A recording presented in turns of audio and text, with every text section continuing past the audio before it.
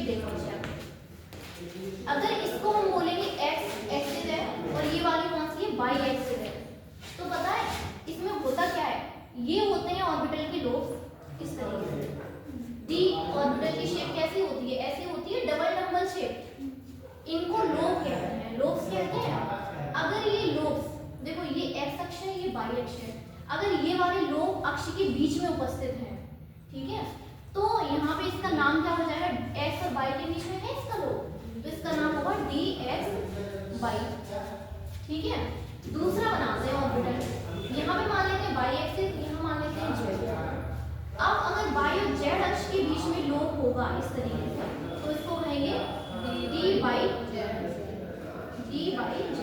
ठीक है, और इसी तरीके से अगर यहाँ पे एक हो एक्स और एक जेड, तो क्या हो जाएगा एक्स जेड।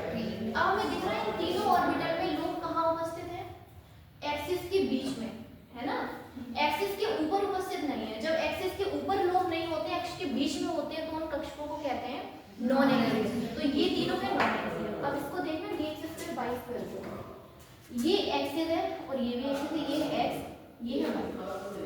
अब अगर हम लोग पता है कहाँ बनाएंगे, एक्सिस के ऊपर। समझ में आ रहा है ये क्या हो रहा है, एक्सिस के ऊपर लोग बना रहे हैं, इसीलिए इसको क्या करेंगे, इसका नाम है D X square Y square, और ये हो जाएगा एक्सियल। ऐसे डी जेड स्क्वायर से बनाया जाता है। देखो ये जेड एक्सिस है, यहाँ पे इसकी इलेक्ट्रॉन डेंसिटी होती है, वो कौन से एक्सिस के ऊपर होती है, लोब कहाँ उपस्थित है, जेड के ऊपर है, इसलिए इसका नाम होता है डी जेड स्क्वायर, और ये भी एक्सियल है। अब देखो होता क्या है, जब इसके पास लिगेंड आते हैं, तो पता है जैसे मान लो ये तीन एक्सिस है,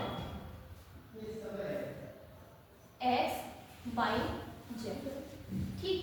अब होता क्या है, मान लो एक इसके ऊपर इस तरीके से क्या है, कोई भी हाँ ऑर्बिटल उपस्थित है इनमें से। अब देखो होगा क्या, जो लिगेंड आ रहा होता है ना, वो एक्सिस के सामने से आता है, ठीक है।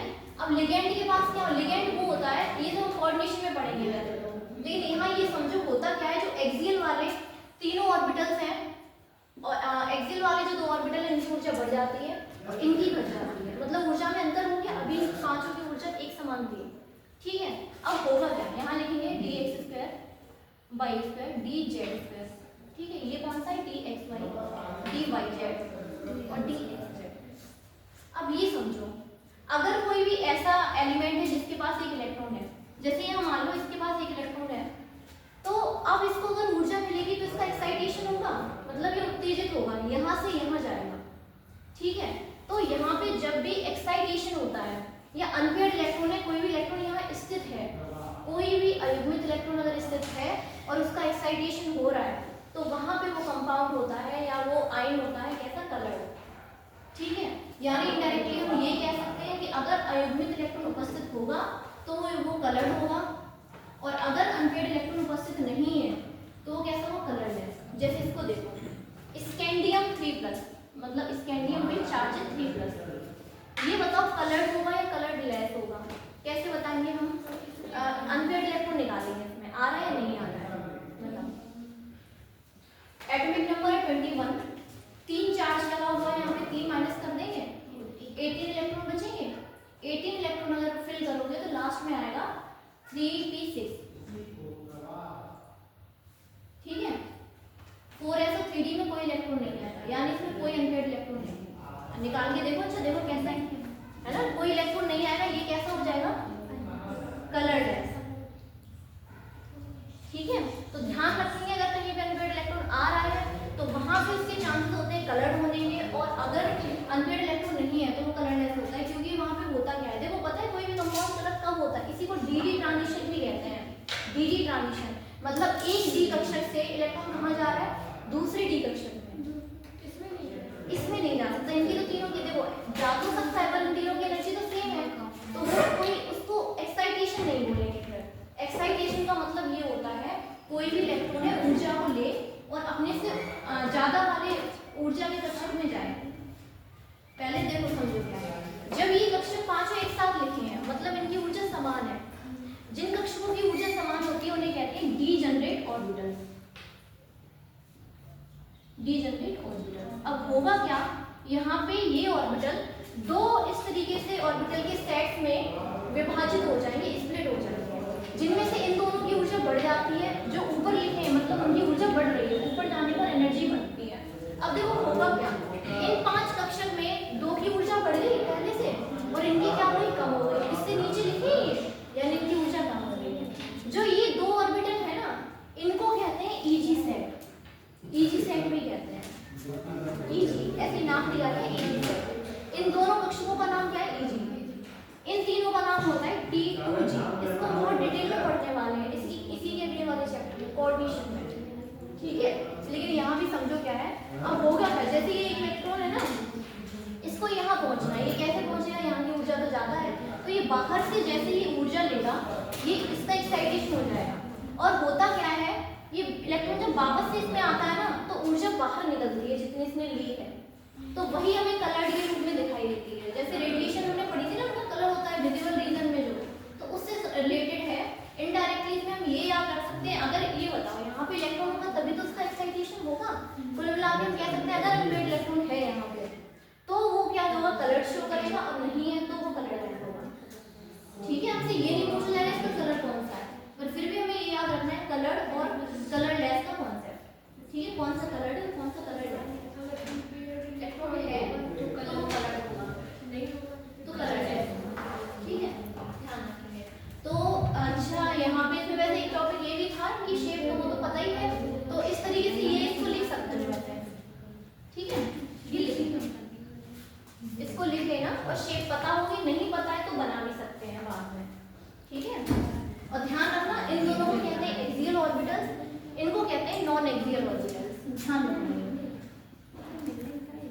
क्योंकि इनके जो ऑर्बिटल है वो अक्ष के ऊपर नहीं है, इसलिए नॉन एक्सियल कहते हैं। यहाँ पे क्या है, एक्सियल ऑर्बिटल। ध्यान रखना,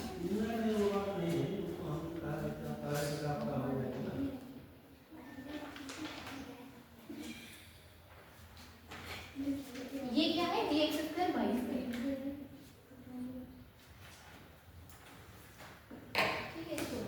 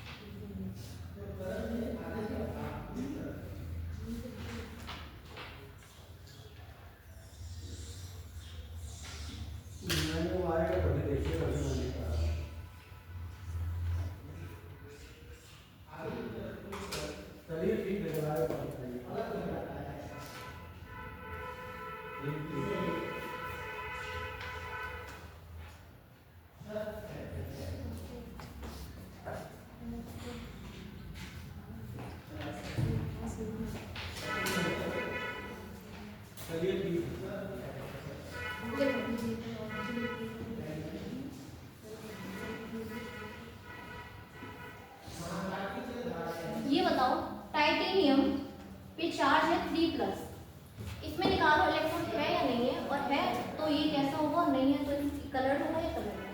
टाइटेनियम 3+, कलर्ड होगा क्योंकि इसमें D1 एक अनपेड इलेक्ट्रॉन है।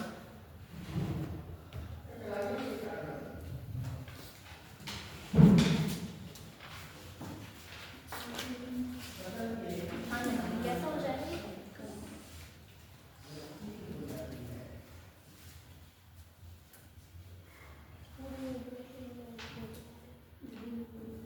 और टाइटेनियम 4+ पूछा जाए तो कैसा होगा, अगर टाइटेनियम पे +4 चार्ज है तो कलरलेस हो जाएगा।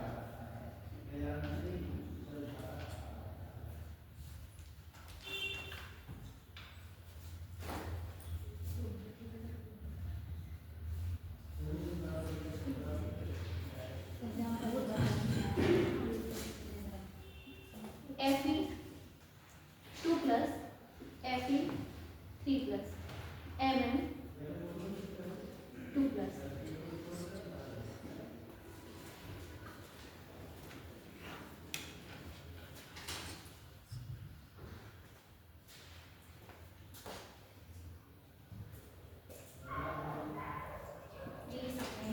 एक भी इलेक्ट्रॉन नहीं है।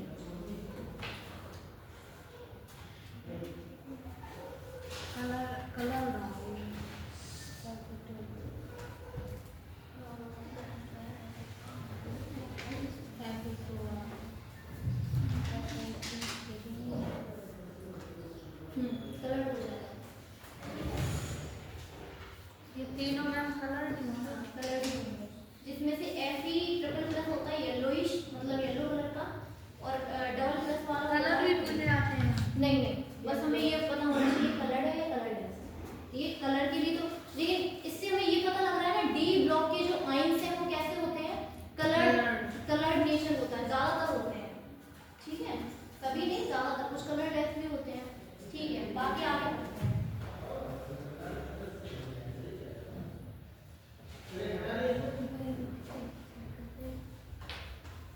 लिख लिया क्या?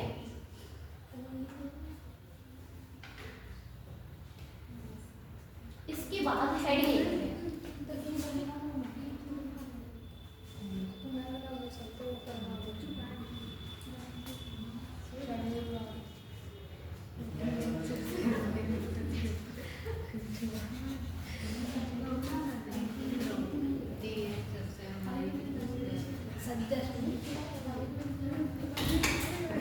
देखो,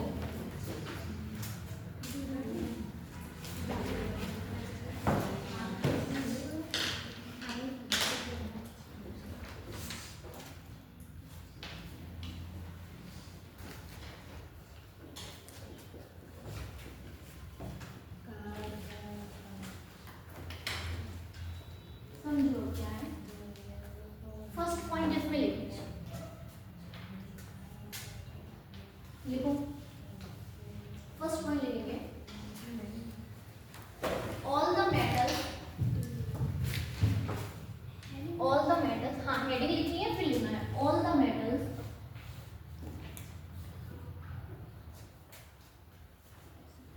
accept scandium form mono oxide. ठीक है, ये इस तरीके से फर्स्ट पॉइंट में all the metals except scandium form MO oxide. लिखो इसे, फिर समझते हैं क्या है। देखो क्या है, इसका मतलब है मोनो ऑक्साइड। जैसे इसको क्या कहते हैं, कार्बन मोनोऑक्साइड कहते हैं, मतलब एक ही ऑक्सीजन होगा और एक ही मेटल होगा। M4 यहाँ पे क्या है, मेटल। जैसे यहाँ देखो, अगर यहाँ टाइटेनियम लगा दे तो ये बन जाएगा स्कैंडियम टाइटेनियम, ये हो जाएगा मैंगनीज आयरन, मतलब ये सभी ऑक्साइड बन जाए। इसका मतलब क्या है, ये और ये इस तरीके के बहुत सारे सभी एलिमेंट ऑक्साइड बनाते हैं, केवल ये नहीं बनाता स्कैंडियम ऑक्साइड। ये स्टेबल नहीं होगा, क्यों नहीं होगा, देखो यहाँ पे -2, इस पे +2, स्कैंडियम की +2 ऑक्सीडेशन स्टेट होती है, नहीं होती है ना, तो ये स्टेबल नहीं, इसलिए ये नहीं बनेगा। बाकी सभी एलिमेंट +2 ऑक्सीडेशन स्टेट शो करते हैं, +2 ऑक्सीडेशन स्टेट शो करने की वजह से ये सब क्या ऑक्साइड बनाएंगे इस तरीके का। ठीक है, मतलब M4 यहाँ पे क्या है, इनमें से कोई सी भी मेटल और ऑक्सीजन एक लगा हुआ है इस तरीके से। तो हम यहाँ एग्जाम्पल में भी इसको लिख सकते हैं, देखो किस तरीके से।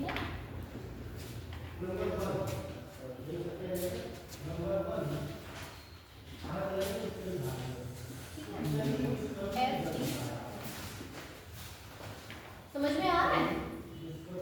डायरेक्ट एक ही स्टेटमेंट दिया गया ये क्वेश्चन में, 2023 में ही आया है। इनऑर्गेनिक केमिस्ट्री के लिए एनसीईआरटी की एक लाइन इंपॉर्टेंट हो जाती है, कहीं से भी क्वेश्चन बना सकते हैं इसमें।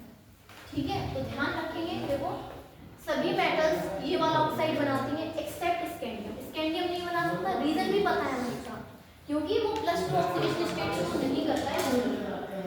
नेक्स्ट पॉइंट, एससी नहीं बनाता और ये सब बनाते हैं, बाकी के सभी एलिमेंट बनाते हैं। देखो, इसको छोड़ के जितने भी हैं ये सब बनाते हैं। ठीक है, हम सभी तो नहीं ना, मतलब कुछ लिख लिए, एग्जाम्पल लिख लिए। ध्यान रखिए, आगे नेक्स्ट पॉइंट लिखेंगे इसमें।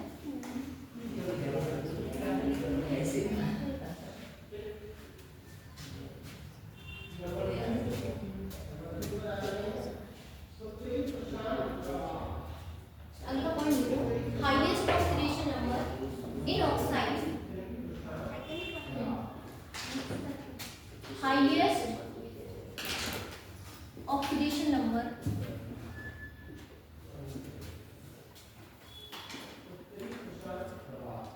इन ऑक्साइड स्कैंडियम टू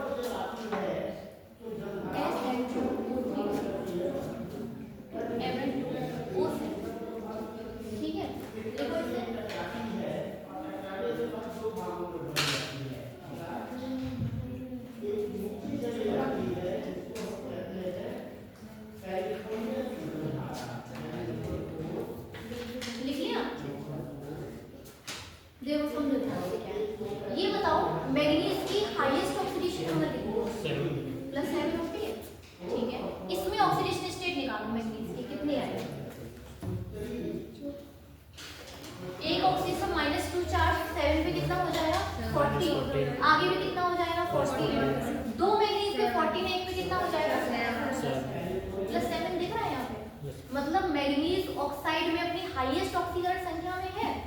ठीक, यहाँ देखो स्कैंडियम,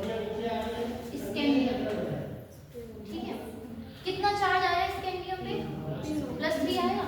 और इस पे हाईएस्ट होता कितना है? मतलब +3 ही होता है। ठीक है, तो हमें दिख रहा है स्कैंडियम की एक ऑक्सीकरण संख्या होती है +3। हमें दिख रहा है यहाँ पे स्कैंडियम अपनी हाईएस्ट ऑक्सीकरण संख्या में है ऑक्सीजन के साथ, मैग्नीज अपनी हाईएस्ट ऑक्सीकरण संख्या में है ऑक्सीजन के साथ। ऐसा सिर्फ कहाँ तक होगा? स्कैंडियम से लेकर मैग्नीज तक के एलिमेंट में, आगे के एलिमेंट में ऐसा नहीं होगा। जैसे देखो स्कैंडियम, टाइटेनियम, वेरिडियम, क्रोमियम, मैग्नीज, ये सभी एलिमेंट ऑक्सीजन के साथ यौगिक बना सकते हैं अपनी हाईएस्ट ऑक्सीकरण संख्या में, लेकिन इसके बाद वाले नहीं।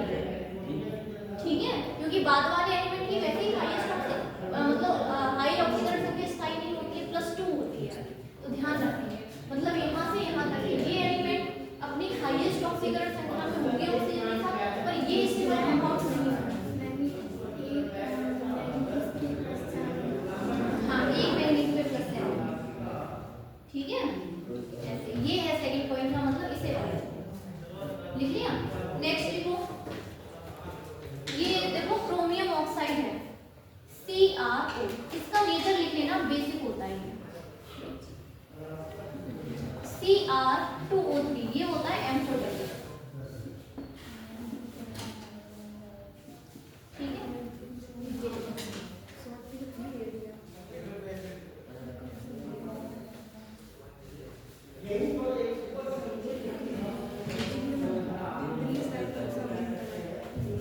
B2O3 और इसके बाद लेंगे और B2O7।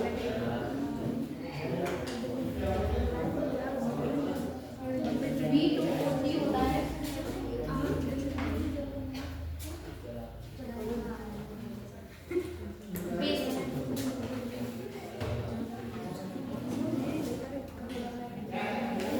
B2O5 होता है लैम्प बेस। अच्छा, एक बात याद रखो, ऑक्सीडेशन स्टेट बढ़ने पर बेसिक से एसिडिक नेचर होने लगता है। यानी कोई भी एलिमेंट अगर अपनी लोअर ऑक्सीडेशन स्टेट में है, समझो ऐसे क्या है। ठीक है, कोई भी एलिमेंट जब लोअर ऑक्सीडेशन स्टेट में होता है ना, तो उसका ऑक्साइड होता है बेसिक, और मीडियम वाले में होता है एम्फोटेरिक, और हायर ऑक्सीडेशन स्टेट में होता है एसिडिक। ठीक है, जैसे यहाँ देखो, इसके लिए हम ले सकते हैं V2O3, V2O4, और इसके लिए ले सकते हैं V2O5। होता ये भी एम्फोटेरिक है, पर उसमें एसिडिक प्रॉपर्टी आती है। पहले समझो क्या है। यहाँ पे अगर वेनेडियम की ऑक्सीकरण संख्या निकालेंगे तो कम आएगी, कितनी आएगी? +3 चार्ज आएगा। समझना ध्यान से, यहाँ वेनेडियम में +3 चार्ज है, यानी कि कम ऑक्सीकरण संख्या है। यहाँ ये होगा बेसिक। यहाँ देखो कितना आएगा इस पे? +4। ऑक्सीडेशन संख्या बढ़ रही है। जैसे जैसे ऑक्सीकरण संख्या बढ़ेगी, नेचर बेसिक से एसिडिक की ओर जाता है। ठीक, यहाँ पे जब और ज्यादा बढ़ जाएगी, तो यहाँ पे ये वैसे तो एम्फोटेरिक होता है, लेकिन एम्फोटेरिक 2 होते हैं जिसमें बेसिक और एसिडिक दोनों प्रॉपर्टी होती है। तो यहाँ पे इसकी एसिडिक प्रॉपर्टी ज्यादा होगी। ठीक है, ऐसे ये कुछ चीजें याद रखा करो। जैसे ये हमने पढ़ा था HClO, HClO2, HClO3 और HClO4। यहाँ पे देखो, यहाँ पे ये सबसे ज्यादा एसिडिक होता है, पता है क्यों? क्योंकि यहाँ पे क्लोरीन की ऑक्सीडेशन स्टेट है +7, यहाँ पे है +5, यहाँ पे है +3, यहाँ पे तो हमें दिख रहा है ऑक्सीकरण संख्या बढ़ने के साथ साथ क्या हो रहा है, यहाँ पे एसिडिक नेचर बढ़ रहा है। ये हमने शायद रिलेशन लिखा भी है। ठीक है, ध्यान रखिए। वैसे देखो, ये ज्यादा बेसिक होगा, ऑक्सीडेशन स्टेट बढ़ेगी तो बेसिक नेचर कैसा हो जाएगा? कम हो जाएगा। ठीक है, इतना ही। वेनेडियम का ये ऑक्साइड है पेंटाऑक्साइड, और ये वैसे एम्फोटेरिक होता है, लेकिन एसिडिक नेचर ज्यादा होता है। यूज जैसे ऑक्साइड है, ये सभी ऑक्साइड यौगिक बना रहे हैं ऑक्सीजन के साथ मिलकर। यूज एज सच कुछ मतलब नहीं कह सकते, लेकिन हाँ ऑक्साइड ठीक है।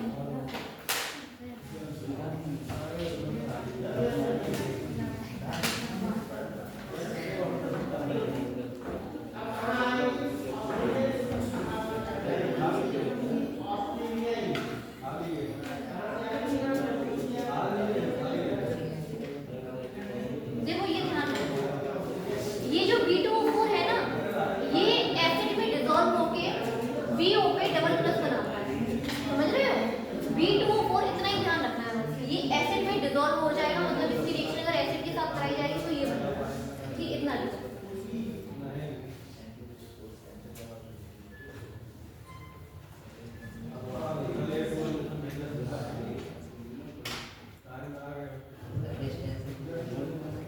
इसके बाद लिखेंगे B2O5 के बारे में। ये कैसा होता है? एम्फोटेरिक। एम्फोटेरिक में भी पूछा जाए तो एसिडिक नेचर ज्यादा होता है, यहाँ लिख सकते हैं। ये कैसा है? एम्फोटेरिक है, पर इसमें भी एम्फोटेरिक में एसिडिक नेचर ज्यादा है।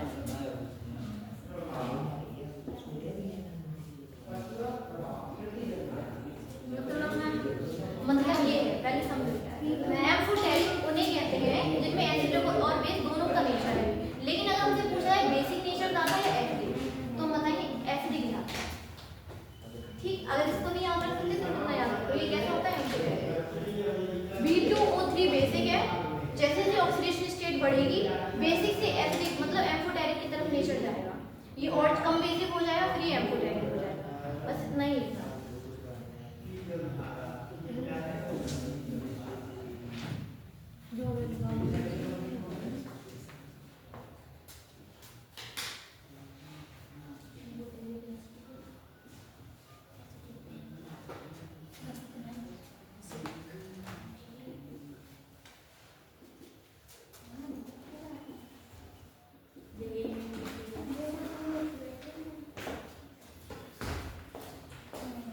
ठीक है, एसिड से रिएक्शन करके ये BO4 प्लस बनाता है, ठीक है।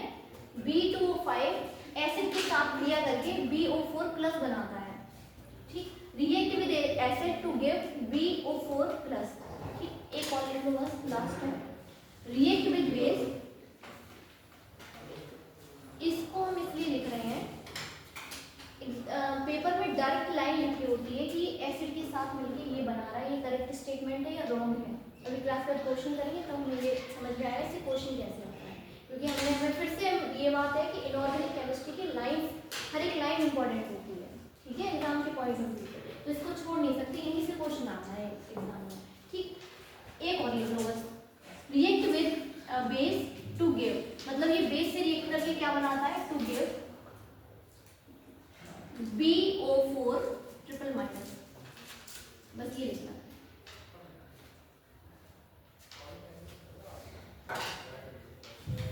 इसके बाद कुछ क्वेश्चन देखते हैं।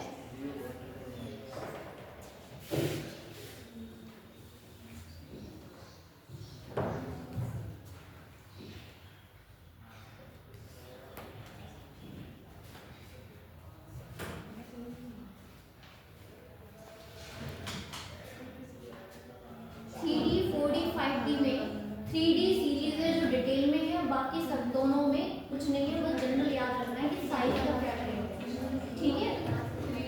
3D ये इंपॉर्टेंट सिलेबस में ये है, इसके बारे में साइज बराबर, जैसे जितना साइज इसका होगा ना उतना ही इसका होगा, जितना इसका होगा उतना ही इसकी नहीं, यहाँ जाके इसका साइज छोटा है फिर बढ़ेगा, फिर इन दोनों को बराबर हो जाएगा, यहाँ से यहाँ जाने में बढ़ता है फिर बराबर हो जाता है, हाँ सभी में, ठीक है। आगे चलिए, क्वेश्चन लिखना चाहिए।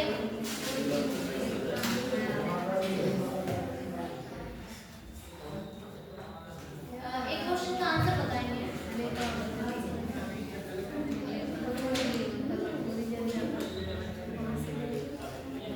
देखो ये बताना है, क्वेश्चन लिखेंगे, ये हो गया है, मतलब इसमें दो यौगिक और रह गए तो पढ़ने, बाकी क्वेश्चन करेंगे। देखो, which of the following statement, last year की एग्जाम में आया है क्वेश्चन, लिखेंगे which of the following statements are incorrect, ये बताना है निम्न में इनकरेक्ट कौन सी स्टेटमेंट है। विच of the following statement, which of the following statements are incorrect, ठीक है। which of the following statements are incorrect, निम्न में कौन से कथन है जो गलत है, ये बताना है, ठीक। पहला स्टेटमेंट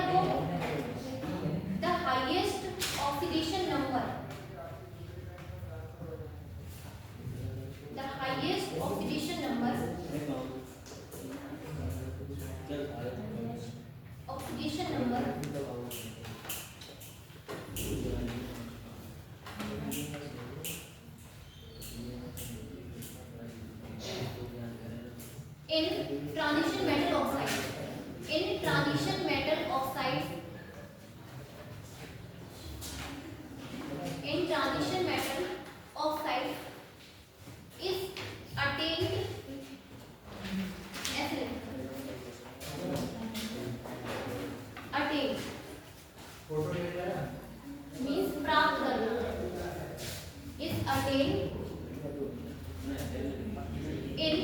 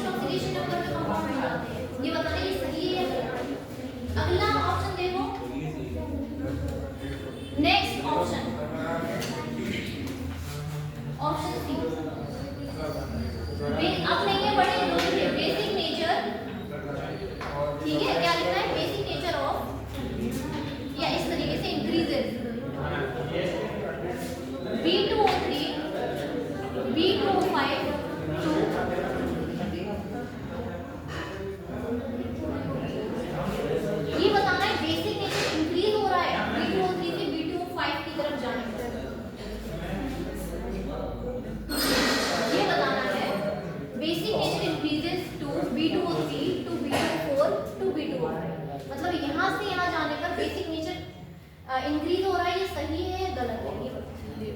ठीक है, अगले 2 पॉइंट और मतलब इसमें एक से ज्यादा कथन है जो गलत है, ये बताना है कौन कौन से हैं। नेक्स्ट लिखो B2O4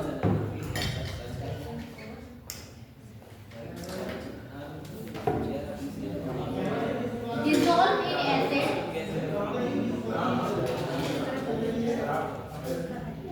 dissolve in acid to give B2O4 dissolve in acid to give BO4 triple minus.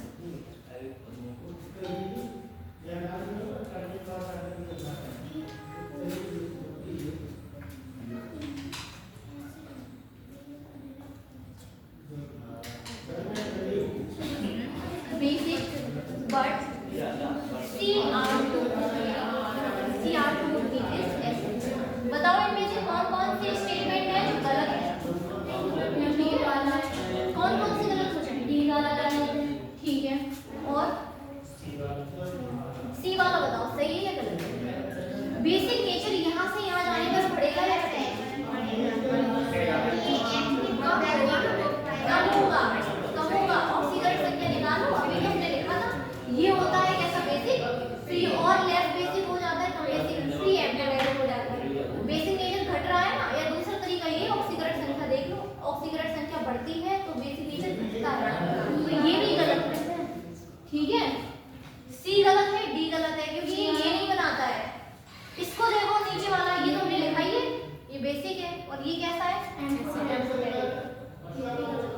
नहीं, ये सही है, ये CR2 बेसिक होता है ना, CR2 बेसिक होता है। इसको देखो ये लिखा है CR2O3 कैसा होता है,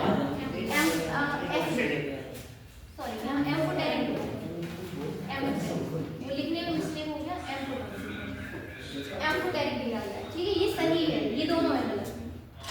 ठीक है, अभी लिखा है कॉपी में ये बेसिक है, ये एम्फोटेरिक है, क्योंकि हमें पता है ऑक्सीडेशन स्टेट बढ़ेगी तो बेसिक नेचर घटेगा, और बढ़ेगा कैसा, एसिडिक। ठीक है, ठीक है, लिखिए।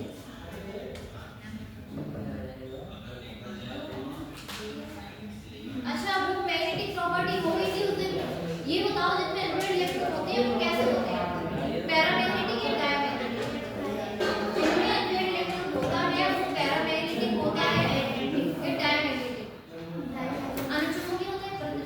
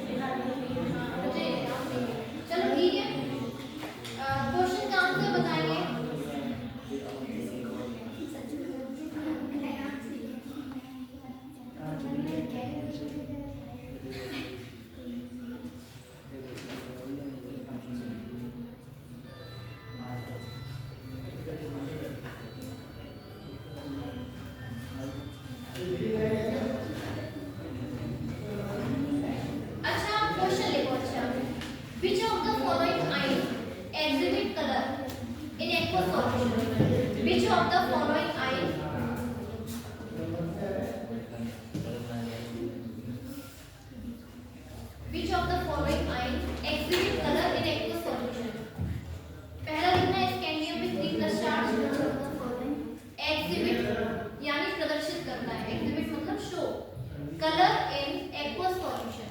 यहाँ पर एक खंडित धारा मिलती है जिसका नाम है लैम्ब्डा डोज नंबर 1।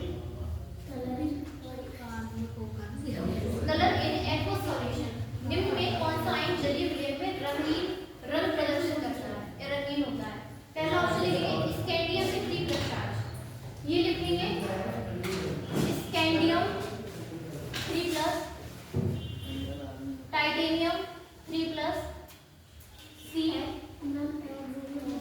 प्रदर्शित करना शो, ब्रैकेट में जाओ शो लिख लेना, प्रदर्शित करता है कलर। हाँ, डी में लिखेंगे इनमें से बताना।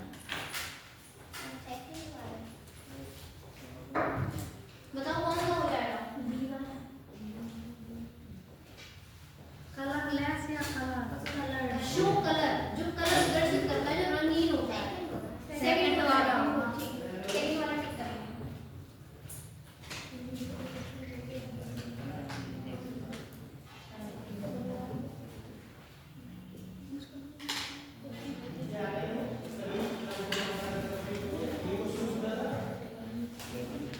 अच्छा एक क्वेश्चन है, सुनो उसका आंसर बताना, ठीक है? इतना नहीं सुनना है। The catalytic activity of transition metals and their compound is due to, सुन रहे हो? क्या है? Catalytic activity of transition metal and their compound is due to, option दो, their unfilled d orbital, their ability to adopt variable oxidation state, their chemical reactivity, their magnetic behaviour. इनमें से कौन सा ऑप्शन है? Ability to adopt variable oxidation state लिखा था नहीं? तो एक से ज्यादा परिवर्ती ऑक्सीकरण संख्या होने के कारण ये क्या होते हैं? कैटलिस्ट की तरह काम करते हैं। ठीक है, बाकी जो एक क्वेश्चन और है। अच्छा इसमें मैग्नेटिक मूवमेंट दिया गया है और ये बताना है इनमें से किसका है ये, ठीक है? अच्छा क्वेश्चन तो magnetic movement 2.83, magnetic movement 2.83 is given by 2.83 Bm, मतलब मोहर मैग्नेटॉन Bm बना दो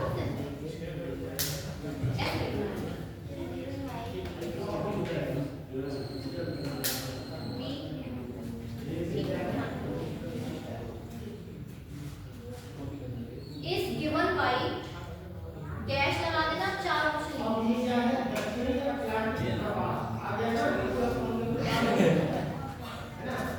तो नंबर 12 क्या हो गया? दक्षिणी अटलांटिक प्रवाह। Titanium 3+, chromium double+, cobalt 2+, nickel 2+।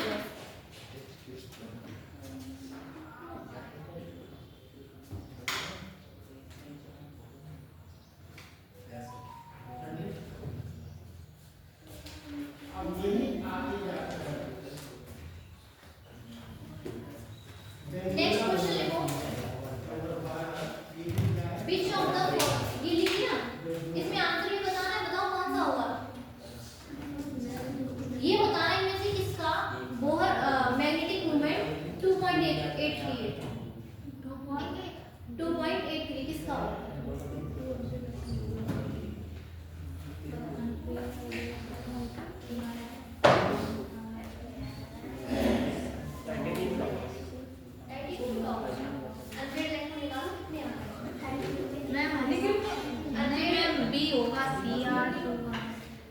ये बताओ 2.83 होने के लिए कितने अनफिल्ड इलेक्ट्रॉन चाहिए? दो, नहीं दो, ये बताया गया था ना, एक अनफिल्ड इलेक्ट्रॉन है तो 1 पॉइंट समथिंग होगा, ठीक है? और दो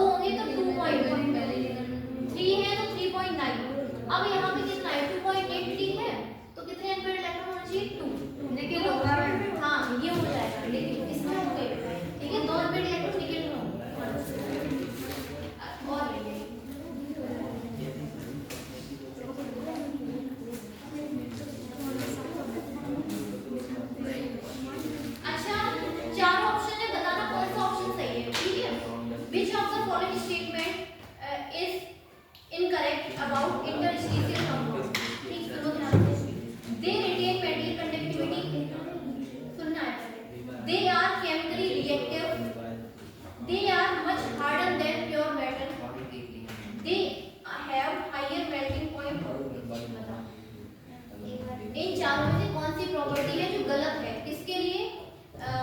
इंटरस्टिशियल कंपाउंड के लिए। ऑप्शन सुनो ध्यान से। They retain metallic conductivity, B option है they are chemically reactive, they are much harder than pure metal, they have higher melting point than pure metal. कौन सा? They are much harder, chemical वाला गलत हुआ। Chemical, हाँ उस दिन हमने इंटरस्टिशियल कंपाउंड पढ़े थे तो 4 पॉइंट लिखे। ये कैसे होते हैं? इनका मेल्टिंग पॉइंट और बॉइलिंग पॉइंट बढ़ जाता है, पहले से हार्ड हो जाते हैं, मेटेलिक कंडक्टिविटी उतनी ही रहती है, रिटेन रहती है, मतलब रहती है, ठीक। और एक पॉइंट लिखा था ये इनर्ट होते हैं यानी क्रिया नहीं करते हैं आसानी से, लेकिन इसमें क्या लिखा है? केमिकली रिएक्टिव, तो ये गलत है, ठीक। ये आसान क्वेश्चन था इसलिए इसको नहीं लिखा है। बाकी देखो एक और क्वेश्चन सुनो। Which of the following pair have same size? निम्न में कौन सा ऐसा पेयर है जिनमें सेम साइज है? ठीक, पहला सुनो, जिंक और हाफनियम दिया गया है। जिंक और हाफनियम यानी ये और ये हो सकता है सिमिलर साइज? नहीं हो सकता है, ठीक, ये तो नहीं है। आयरन और निकेल, सी ऑप्शन सुनो, जिरकोनियम और टाइटेनियम, ये है ये, और ये बोले जिरकोनियम एंड हाफनियम, ये सही है। ये बताना है कि इनमें कौन से पेयर का साइज सिमिलर है। लास्ट वाला होगा, क्योंकि देखो इन दोनों एलिमेंट का साइज सिमिलर होता है, इन दोनों का सिमिलर होता है, इन दोनों का सिमिलर होता है, ठीक। ज्यादातर अपने आगे वाले पूछे जाते हैं, ठीक, ध्यान रखना। नेक्स्ट देखो, नहीं सिर्फ याद रहेगा, ट्रिक बना लो याद रखने की, नहीं पता हो तो बता देना, मैं लिखा दूंगी तीनों ये वाली पता है, एक्स और पी कौन सी नहीं पता है? देखो टी गरम हवा इस तरीके से होती है, ठीक है।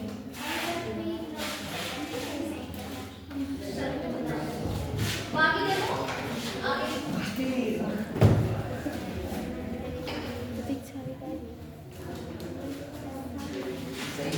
चलो नेक्स्ट टॉपिक पढ़ते हैं। कौन सा?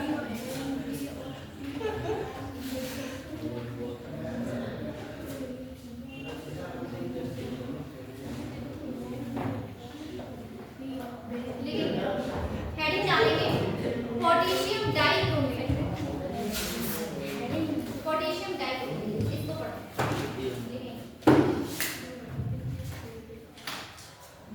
फॉर्मूला बताओ क्या होता है?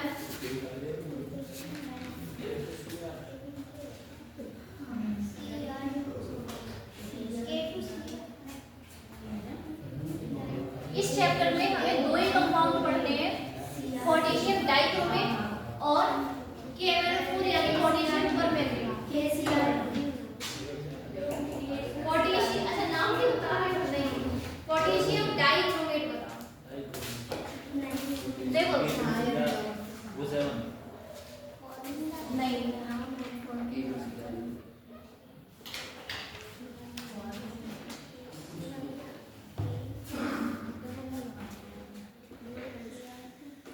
K2Cr2O7, मैंने K2Cr O7 सुना इसलिए मैंने बोला नहीं, चलो सही बोला हुआ है। K2Cr2O7 पोटेशियम डाइक्रोमेट, ठीक। ब्रैकेट में लिखो, इसकी पहली हेडिंग लिखो प्रिपरेशन, इसे बनाते कैसे हैं, ठीक। प्रिपरेशन,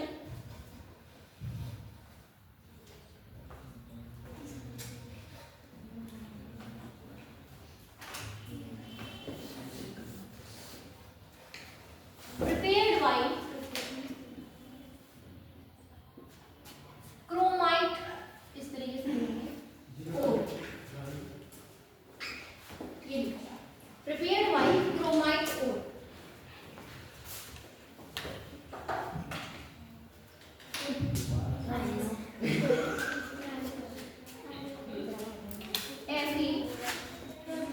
FeCr2,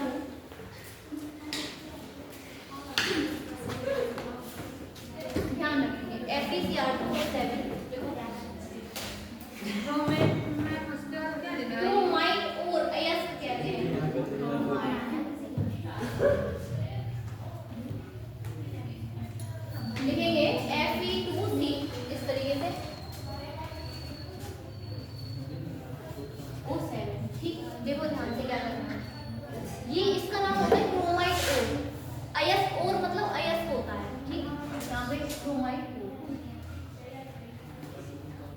ध्यान से देखना, क्रोमाइट और नहीं है, इसकी रिएक्शन कराई जाती है सोडियम कार्बोनेट Na2CO3 और ऑक्सीजन के साथ।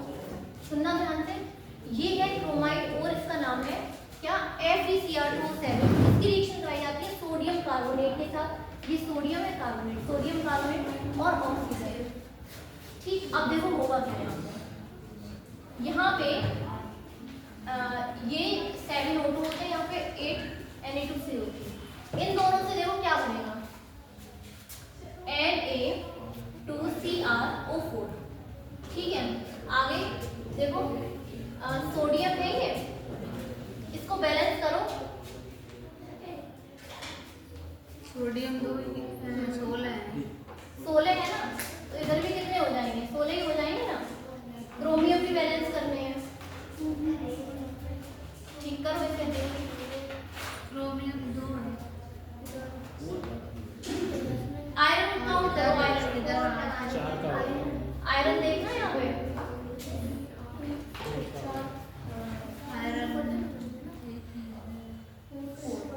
ठीक, क्योंकि यहाँ पे देखो क्रोमियम 8 है ना, इधर भी तो 8 ही होने चाहिए, 8 तभी तो होंगे जब आगे 4 लगाएंगे। अब क्रोमियम बराबर हो गया Fe को, देखो इधर 4 है, इधर हम लिखेंगे Fe2O3। ठीक, Fe2O3 बनता है साथ में ये, लेकिन 2 है, उधर कितने हैं, Fe 4 है ना, इधर क्या करना पड़ेगा, ट्वाइस लगाना पड़ेगा। अब बाकी के एलिमेंट देखो, कार्बन उधर कितने हैं, 8 है, यहाँ बनता है साथ में 8CO2। ठीक, अब देखो सब कुछ बैलेंस है या नहीं है। सोडियम देखो इधर कितने हैं, 16, इधर भी कितने हैं, 16। क्रोमियम को देखो उधर 8 है ना, 4 to the 8, इस तरीके से यहाँ पे भी 8। आयरन देखो उधर 4 है, इधर भी 4 है। कार्बन इधर 8 है, उधर भी 8 है। ऑक्सीजन और देख लो, बैलेंस होंगे, काउंट करके देखो। ठीक है, ये रिएक्शन हो जाएगी।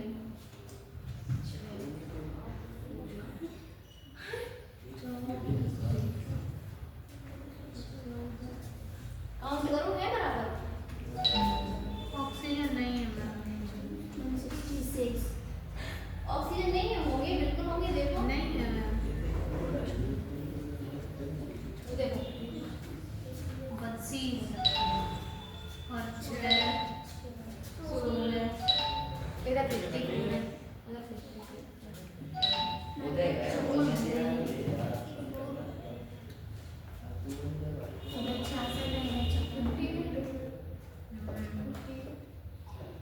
बाकी सभी एलिमेंट देखना, और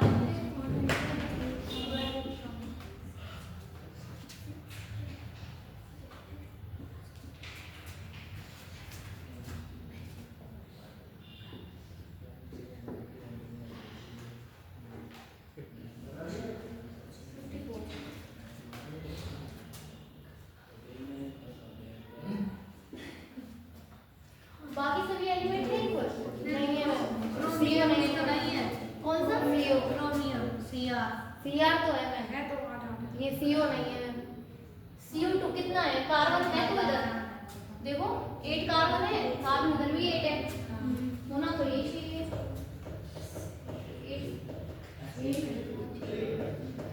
7, 8, 4, आगे 4 लगाना। अच्छा अभी ये लिखो, आगे देखो क्या है, करते हैं। देखो ये है ना, जो यहाँ पे बनाना क्या है, ये मैंने सुनो ध्यान से, ये बनाना है। तो इसमें जो बना है फर्स्ट स्टेप में, इसे दोबारा से लिखते हैं, क्या, Na2CrO4। ठीक, Na2CrO4, इसकी रिएक्शन फिर से कराएंगे, इसके साथ सल्फ्यूरिक एसिड के साथ, देखना ध्यान से,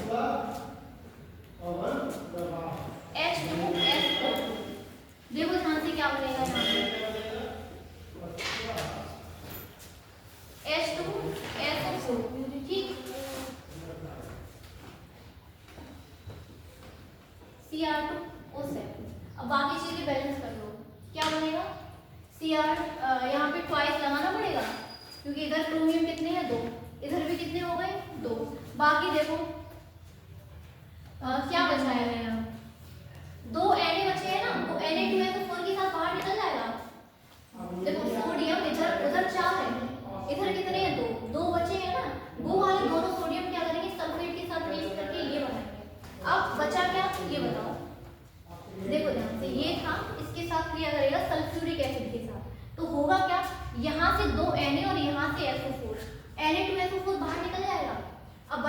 होगा 2 Na और यहाँ पे Cr 2 है ना, Cr2 और O7। और पता है यहाँ से 2 हाइड्रोजन और एक ऑक्सीजन भी तो बचा है, H2, ये बन जाएंगे। देखो ध्यान से क्या है, हमें बनाना क्या है, K2Cr2O7 बनाना है। अब हम यहाँ तक पहुँच गए हैं, अब इससे हम क्या बना सकते हैं, K2Cr2O7। देखो कैसे, फर्स्ट स्टेप में इसकी रिएक्शन कराएंगे सोडियम कार्बोनेट और ऑक्सीजन के साथ, ठीक। तो ये बनेगा, ये बनेगा और ये बनेगा, इससे और इससे कोई काम नहीं है। तो ये जो बना है ना पहले स्टेप में, इसे दोबारा से लिख देंगे, इसकी रिएक्शन करा देंगे H2SO4 के साथ। H2SO4 के साथ रिएक्ट करने पर हमें यहाँ से Na2Cr2O7 मिल जाएगा, ठीक। ये बताओ यहाँ से Na2Cr2O7 बाहर निकालो, बचेगा क्या, एक ऑक्सीजन बचा है, क्योंकि देखो 8 ऑक्सीजन है, एक ऑक्सीजन बचा है। क्रोमियम दोनों लिख लिए हैं, सोडियम 2 बचे हुए हैं, तो जो यहाँ पे 2 सोडियम बचे हैं वो यहाँ से एक सल्फर के साथ SO4 के साथ रिएक्ट करेंगे, Na2SO4 बनाएंगे, और यहाँ से 2 H और यहाँ से ऑक्सीजन H2O बन गया, ठीक। अब नेक्स्ट स्टेप देखो, 3 स्टेप में ये अभिक्रिया होगी, ये है ना, इसको दोबारा लिखिए, Na2Cr2O7, इसकी रिएक्शन करा दो KCl पोटेशियम क्लोराइड, ठीक। लेकिन ये बताओ हमें K2Cr2O7 बनाना है, लिख लेंगे इसको। अब ये बताओ कितने पोटेशियम है, 2, यहाँ 2 लिखना पड़ेगा। यहाँ से देखो 2 Na और 2 Cl आपस में मिलकर क्या बना देंगे, बस हमें यही चाहिए था, क्या है, इसको बनाने का एक मेथड है ये यही एक मेथड है। 3-4 बार अभिक्रिया लिख के देखना, धीरे धीरे आ जाएंगे, ठीक। इसको लिखेंगे, अच्छा कहाँ पे,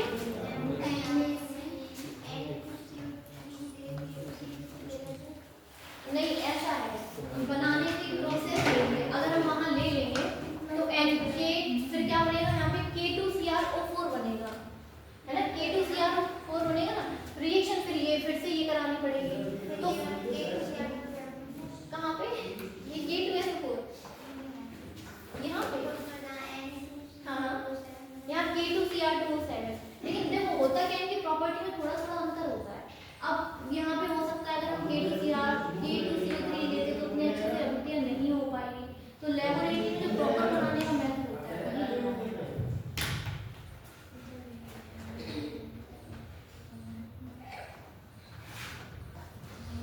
अच्छा इसको लिखना, ठीक है।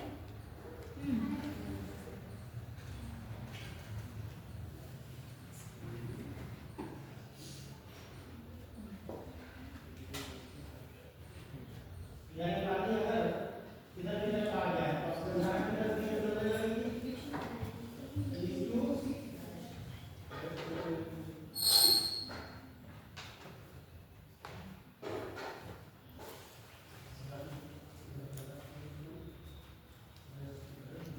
पोटेशियम डाइक्रोमेट, ध्यान रखना, और इसका कलर होता है ऑरेंज, ऑरेंज कलर कंपाउंड है, ठीक है, ऑरेंज कलर।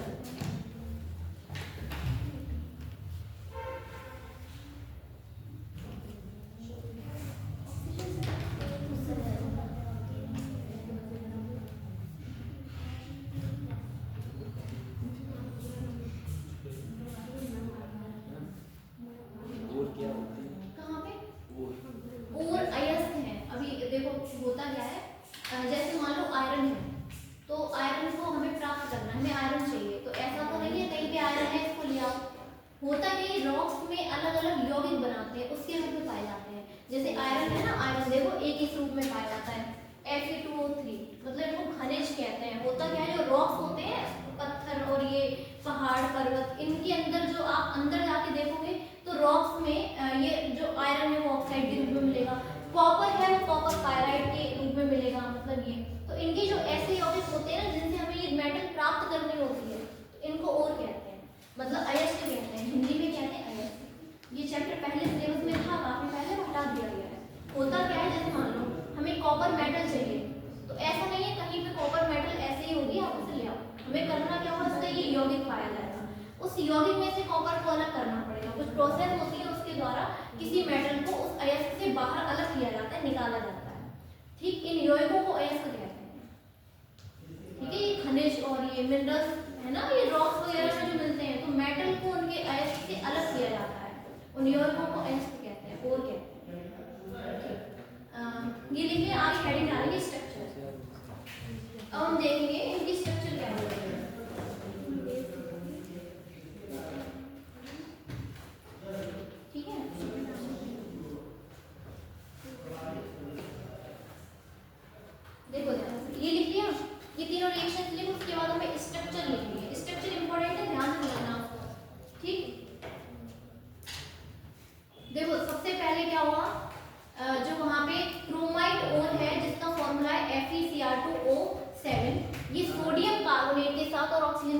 क्या करेगा, दोनों के साथ मिलके पहले ये बनाएगा और Fe2O3 और कार्बन डाइऑक्साइड। फर्स्ट स्टेप में जो यहाँ पे यौगिक बना है इसको यहाँ फिर से लिख देंगे, इसकी रिएक्शन करा देंगे H2SO4 के साथ।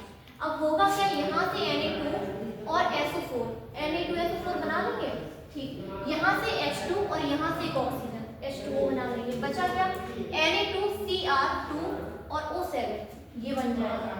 इसकी रिएक्शन करा देंगे 2KCl के साथ, तो यहाँ पे ये बन जाएगा, यही हमें चाहिए था, और बाकी साइड प्रोडक्ट बाहर निकल जाएगा NaCl, ठीक है। कैसे, यहाँ से 2 Na और यहाँ से 2 Cl, इनको अलग कर देंगे, इन K2 को इसके साथ जोड़ देंगे, ठीक। आगे देखो क्या है, स्ट्रक्चर बढ़ता है,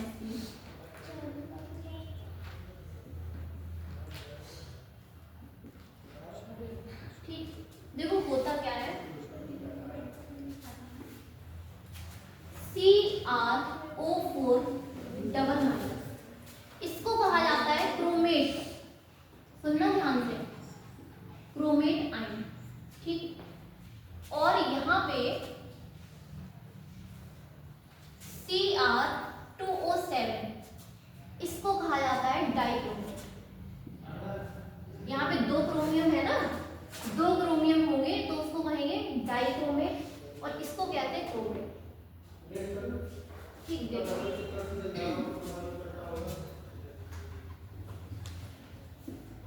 आयन किसे कहते हैं, जैसे प्लस या माइनस उपस्थित होते हैं, दोनों पे माइनस लगा है, दोनों को आयन कहेंगे। आगे देखो इनकी स्ट्रक्चर कैसे होगी, क्रोमियम है, बीच में क्रोमियम बना लेंगे। जब ये मतलब 4 बॉन्ड बन रहे होते हैं, 4 एटम जुड़े होते हैं किसी से, तो संरचना कैसी होती है, टेट्राहेड्रल। देखो क्या करेंगे, 2 माइनस है, ये 2 ऑक्सीजन पे उपस्थित होंगे, देखो क्या करेंगे, एक यहाँ होना चाहिए, यहाँ यहाँ और यहाँ, ऐसे होनी चाहिए संरचना। 2 ऑक्सीजन से क्या है, माइनस, माइनस लगा दो इस तरीके से, ठीक। और 2 ऑक्सीजन क्या होंगे, डबल बॉन्ड से जुड़े होंगे। अगर यहाँ माइनस लगा होता है तो ये सिंगल बॉन्ड से जुड़ता है, और अगर यहाँ पे डबल बॉन्ड है, ये और ये, ऐसे इसकी स्ट्रक्चर हो जाएगी। यहाँ पे है प्लस, कैसे होगी, टेट्राहेड्रल, ध्यान रखना, ठीक है। यहाँ देखो इसको कैसे बनाएंगे, करना क्या है, एक क्रोमियम, ठीक है, ये सेकंड वाला क्रोमियम, 7 ऑक्सीजन है, 3 ऑक्सीजन इस वाले क्रोमियम से जोड़ दो, 3 इससे जोड़ दो, एक बचा हुआ इनके बीच में डाल दो, ये सिमेट्रिक स्ट्रक्चर बनाना है। सिमेट्रिक का मतलब दोनों तरफ एक जगह, ठीक है। पहले भी ऐसा करते थे ना, अगर 8 ऑक्सीजन थे तो इधर और इधर बराबर लगाते थे, वैसे देखो यहाँ पे 3 ऑक्सीजन लगाने, उसमें से 2 ऑक्सीजन पे माइनस चार्ज हुआ, एक माइनस चार्ज वाली ऑक्सीजन इस पे लगा देंगे, एक माइनस चार्ज वाली ऑक्सीजन इस पे लगा देंगे, देखो कैसे, 3 लगाने, यहाँ भी ये ऑक्सीजन डबल, ये और यहाँ ये, ठीक। यहाँ भी ऐसा ही हो जाएगा, जरूरी नहीं है इसको यहाँ लगाओ, यहाँ भी लगा सकते, कहीं पे भी लगा सकते, तीनों सिंपल। तो ये ऐसा हो जाएगा, Cr2O7 हाइब्रिडाइजेशन बताओ, यहाँ पे कितने बॉन्ड बन रहे हैं, 4 ही तो बन रहे हैं, कैसा हो जाएगा ये, टेट्राहेड्रल, ठीक है। और इन दोनों में sp3 संकरण नहीं होता है, sd3 होता है, मतलब समझो ध्यान, sd3 ये नई टाइप का संकरण है, ये केवल डी ब्लॉक के तत्वों में पाया जाता है, ठीक है। यही इसको ध्यान रखो, बाकी तुम लोगों को कहीं जरूरत नहीं पड़ेगी, तुम्हारे सिलेबस में बस दूर है, यहाँ एक इसमें और एक अब इसके बाद वाला। ऐसा इसलिए हो रहा है क्योंकि देखो जो क्रोमियम की डी वाले ऑर्बिटल है ना, वहाँ बॉन्ड बनता है, और इस वाले क्रोमियम के पास भी डी ऑर्बिटल है, तो sp3 की बजाय संकरण होता है sp3, इसीलिए मैंने नहीं लिखा था। टेट्राहेड्रल याद रखो, टेट्राहेड्रल, ठीक है, ठीक है, ध्यान रखना। यहाँ ये भी टेट्राहेड्रल और ये दोनों क्रोमियम का कौन सा हाइब्रिडाइजेशन है, कौन सा यहाँ पे शेप है, टेट्राहेड्रल, ठीक है। इतना लिखो, अच्छा ठीक है,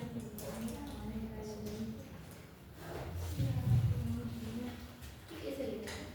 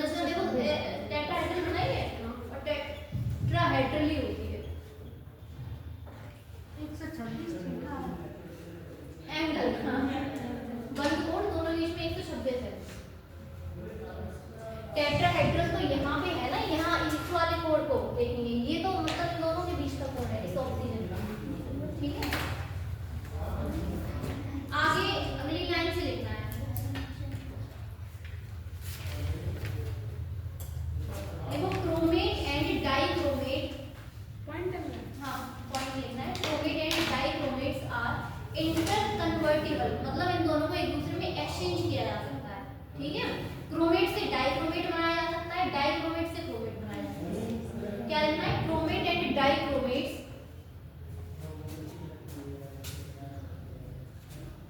पॉइंट लिखनी है, क्रोमेट्स एंड डाइक्रोमेट्स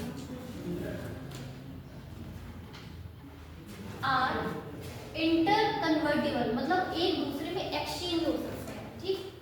इंटर कन्वर्ट हो सकते हैं, कन्वर्टिबल, ठीक है। इतना लिखना है।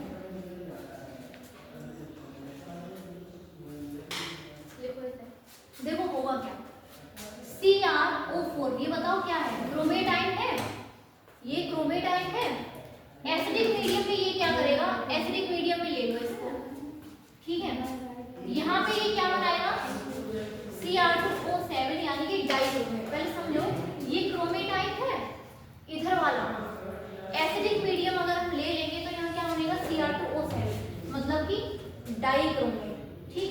ये बताओ इधर 2 क्रोमियम है, इधर हमें 2 क्रोमियम लेने पड़ेंगे, आगे ट्राइस कर लेंगे। पहले समझो करना क्या है। सबसे पहले कुछ मत लिखो, इतना ध्यान रखो, क्रोमेट है एसिडिक मीडियम में डाइक्रोमेट में चेंज हो जाएगा, ठीक। अब है क्या, यहाँ 2 क्रोमियम थे, हमने 2 लगा दिए, ऐसा ही। तो इतना ध्यान रखना, बस इसको क्रोमेट कहते हैं, इसको क्या कहते हैं? डाइक्रोमेट। और जो क्रोमेट होता है वो अम्लीय माध्यम में एसिडिक मीडियम में डाइक्रोमेट में चेंज हो जाता है। बचे हुए यहाँ लिखो, क्या बचा है? यहाँ देखो, एक ऑक्सीजन बचा है, पहले समझो, एक ऑक्सीजन बचा है, यहाँ एक हाइड्रोजन है। अगर हम यहाँ पे एक और हाइड्रोजन कर दें तो 2 हाइड्रोजन और एक ऑक्सीजन मिलकर H2 बना लेगा, ये लिख सकते हैं, ये अभिक्रिया होती है, ठीक है। ध्यान रखना। तो हम इससे हमें ये पता लग रहा है, जो क्रोमेटाइन होता है वो अम्लीय माध्यम में क्या करता है? डाइक्रोमेट में चेंज हो जाता है, जिसमें से ये हो जाएगा येलो कलर और टेट्राहेड्रल, और ये भी कैसा हो जाएगा? ये ऑरेंज कलर, ठीक है। ये लिख चुके हैं, तो ये दोबारा लिखने की जरूरत नहीं, कितना लिखना, ठीक।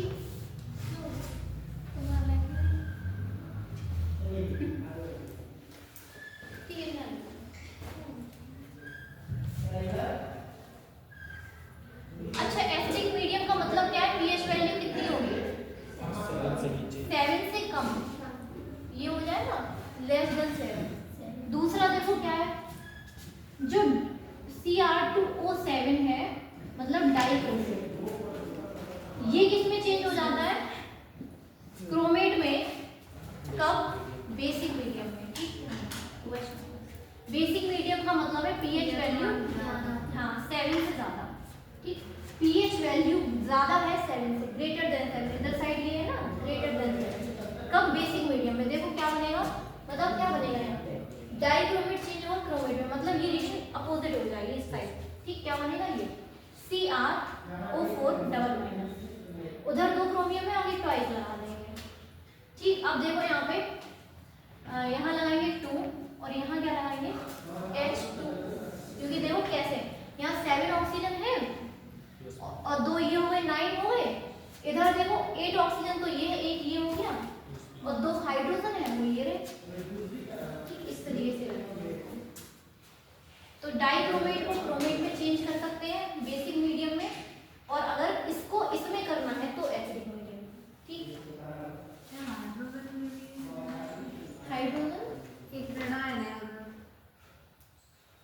नहीं, हाइड्रोजन उधर भी 2 है, चार्ज से मतलब नहीं है। ये देखो हाइड्रोजन कितने हैं, उधर 2 है ना, इधर भी 2 है, ऐसे देखना है। चार्ज भी बराबर है, देखो कैसे, इधर देखो टोटल नेगेटिव चार्ज कितना है? नहीं, एक OH पे 1 माइनस है, 2 OH पे कितना होगा? 2 हो जाएगा। 2 माइनस ये है, 2 माइनस ये, कितने माइनस है इस साइड? 4 है। इधर देखो, एक CrO4 पे 1 माइनस है, 2 CrO4 पे कितने माइनस होते हैं? 4। चार्ज हमेशा इक्वल होता है दोनों साइड, ठीक। ऐसे होता है। ऐसे ही अगर ऊपर वाले में देखोगे तो इक्वल होगा, देखो कैसे, इधर साइड टोटल चार्ज कितना है? 2 माइनस है, टोटल चार्ज कितना है? -2। इधर देखो टोटल चार्ज, टोटल माइनस कितने हैं? नहीं, 4 है ना, प्लस कितने हैं? 2। तो 4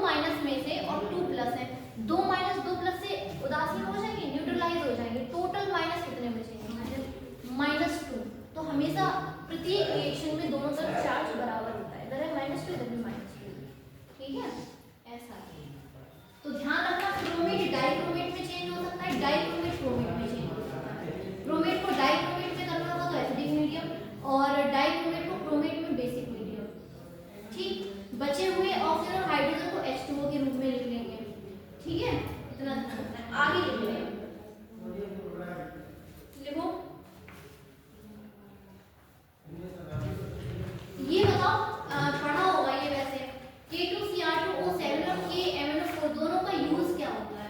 ये क्या कराते हैं, किसी के भी पास इनको लिख लोगे तो इनकी उपस्थिति में प्रतीक का क्या हो जाता है, ऑक्सीकरण हो जाता है। तो ये ऑक्सीडाइजिंग एजेंट है। ऑक्सीडाइजिंग एजेंट उन्हें कहते हैं जो किसी दूसरे का क्या कराते हैं, ऑक्सीकरण। ठीक, तो ये क्या करते हैं, ऑक्सीडेशन कराते हैं। जैसे देखो आयोडीन माइनस है, ध्यान से देखना, इसको मैं I2 में चेंज करना होगा तो ये काम ये पोटेशियम डाइक्रोमेट आसानी से करा सकता है। देखो ऑक्सीकरण ही तो हो रहा है इसका, यहाँ देखो, यहाँ इसको पहले तो बैलेंस करते हैं। अब बताओ आयोडीन पे कितना चार्ज है, नहीं -1 है, एक आयोडीन में, इधर कितना है 0। ऑक्सीकरण संख्या -1 से 0 हो रही है, मतलब बढ़ रही है, -1 से 0। ठीक, अगर बढ़ रही है तो इसका क्या हो रहा है, ऑक्सीकरण। ये ऑक्सीकरण पता है किसकी प्रेजेंस में होगा, पोटेशियम डाइक्रोमेट और KMnO4 की प्रेजेंस में भी हो सकता है। ठीक, तो इसका काम होता है ऑर्गेनिक केमिस्ट्री की प्रक्रियाओं में क्या कराना, ऑक्सीडेशन कराना। ठीक, तो एक लाइन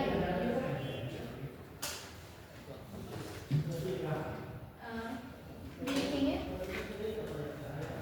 यहाँ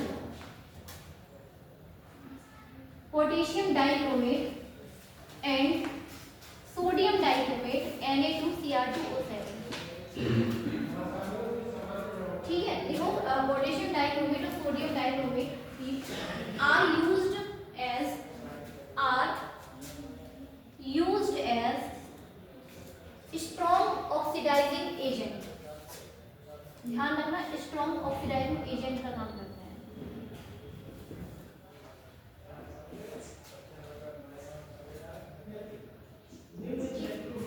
स्ट्रॉन्ग ऑक्सीडाइजिंग एजेंट किसका काम करता है, ऑक्सीडाइजिंग। ये बहुत इंपॉर्टेंट प्रॉपर्टी है इसकी, ये तो ध्यान रखना ही रखना है कि स्ट्रॉन्ग ऑक्सीडाइजिंग एजेंट की तरह काम करेगा।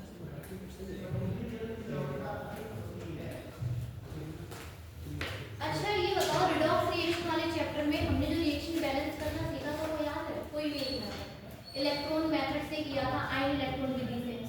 उसमें क्या होता था, दोनों तरफ चार्ज बराबर करते थे, फिर इलेक्ट्रॉन बराबर करते थे, फिर कैंसिल आउट करते थे, याद है थोड़ा थोड़ा याद है। चलो कोई बात नहीं, देखो इसमें ऑक्सीडेशन होता कैसे है, ये लिखिए हम, स्ट्रॉन्ग ऑक्सीडाइजिंग एजेंट। आगे बढ़िए,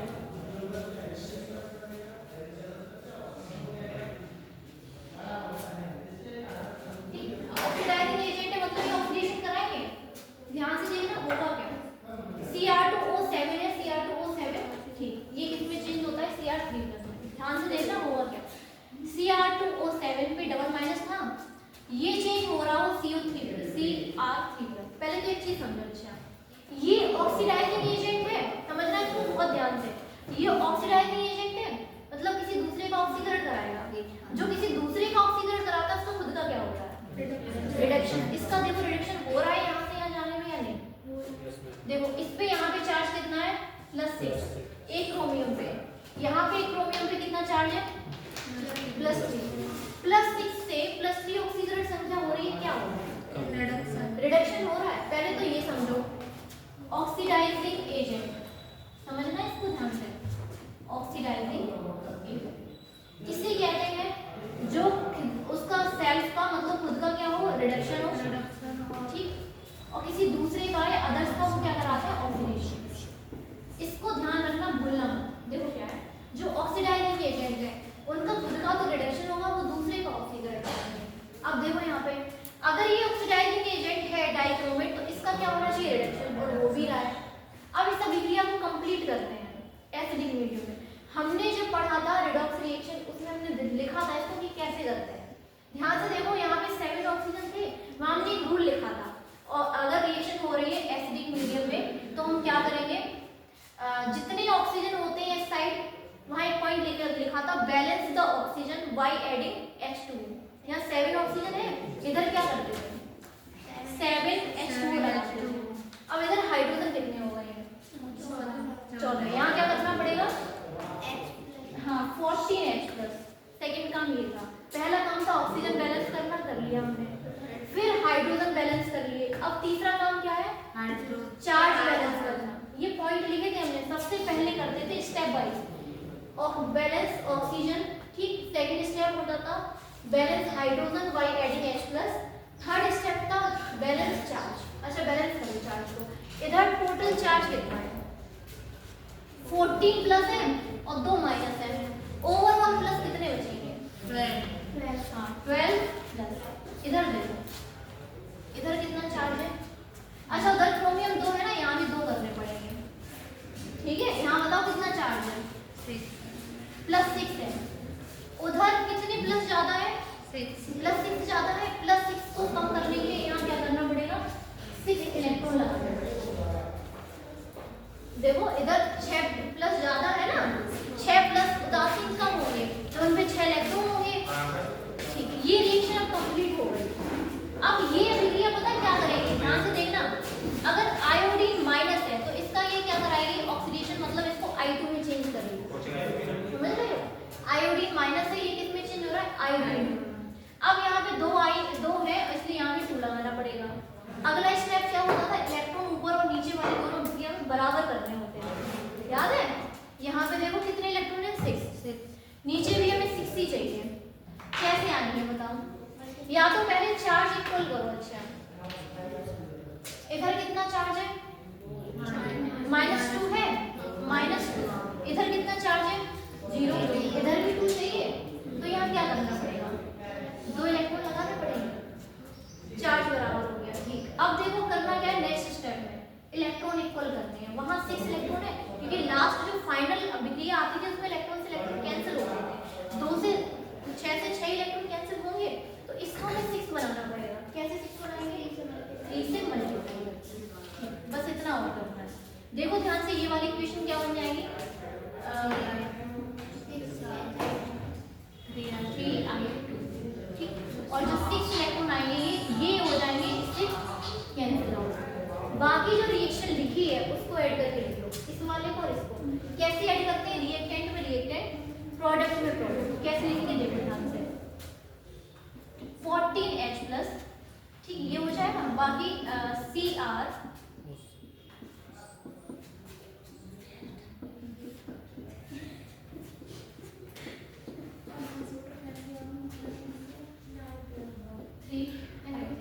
अब देखना ध्यान से, हमने करा क्या है, 14H प्लस ये लिख लिए, फिर ये था Cr2O7, इसको लिख लिया। फिर बचा क्या, ये इसको लिख लिया। इधर साइड देखो, ये और ये, ठीक। ये इस तरीके से देखो ओवरऑल रिएक्शन ये होती है। अगर हम कहेंगे कि Cr2O7 इसका क्या करा रहा है, ऑक्सीडेशन, तो पूरी रिएक्शन ये होगी, समझ रहे, पूरी रिएक्शन ये होगी, ठीक है। अब देखो यहाँ पे इसका ऑक्सीडेशन, इसका क्या होगा, रिडक्शन होगा, रिडक्शन ही हो रहा है +3 में और यहाँ +6 में है। इसका देखो आयोडीन में -1 होता है, इधर जाके 0 है, इसका क्या है ऑक्सीडेशन। तो इसमें समझ में आ रहा है हमें कि इस तरीके से ये क्या कराएगा, आयोडीन का ऑक्सीडेशन, ठीक है। ये तो ऐसा कर सकते हैं, जहां हमने लिखा है स्ट्रॉन्ग ऑक्सीडाइजिंग एजेंट, इसमें पहला लिखो ये कि ये क्या कराता है, आयोडीन माइनस का ऑक्सीडेशन, आयोडीन, इस तरीके। और ये ओवरऑल रिएक्शन ऐसे होती है, इसको लिख सकते हैं, बस एक लिख लो समझने के लिए। वही है पूरा कॉन्सेप्ट रिडॉक्स रिएक्शन वाले चैप्टर का, ठीक है। ये मैंने बताया था, सबसे पहले ऑक्सीजन बैलेंस किए जाते हैं, फिर हाइड्रोजन बैलेंस किए जाते हैं, फिर इलेक्ट्रॉन बैलेंस किए जाते हैं, फिर चार्ज, फिर रिएक्शन क्या कर दी जाती है, ओवरऑल लिखते हैं। इसमें इतना ही पढ़ना है, KML 4 पढ़ेंगे इसके बाद, ठीक है। लास्ट टॉपिक इस चैप्टर का, फिर उसके यूज वगैरह लिखेंगे इनके, फिर खत्म, ठीक। मतलब अगली क्लास में यहाँ तक खत्म हो जाए, इतना